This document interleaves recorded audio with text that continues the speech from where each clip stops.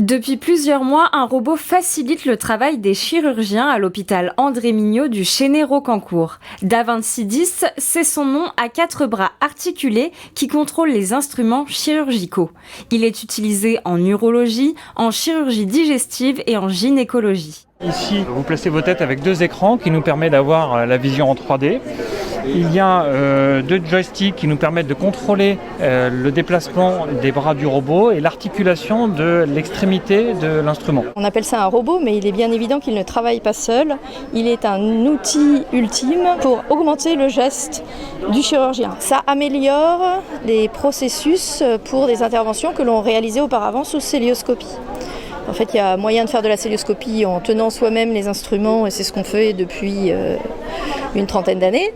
Et puis, les robots sont arrivés, ce sont les bras du robot qui vont tenir les instruments. Vous avez toujours une position ergonomique. Vous êtes bien installé, le dos bien droit, les mains qui sont reposées sur cet appui-là, et ça vous permet d'avoir une position confortable pendant toute la durée de l'opération. Donc ça va aider la qualité de votre geste.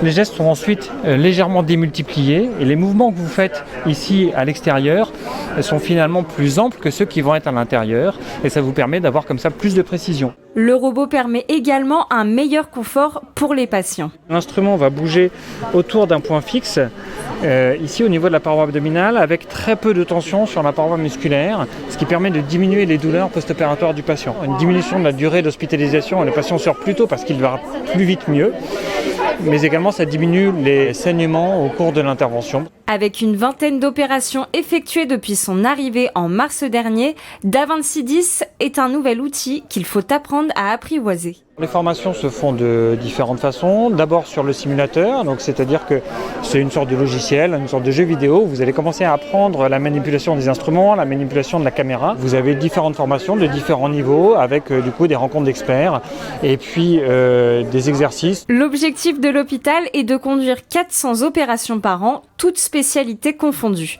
L'hôpital André Mignot est le premier hôpital public des Yvelines à obtenir ce robot. Le département a participé à son financement à hauteur de 1,4 million d'euros.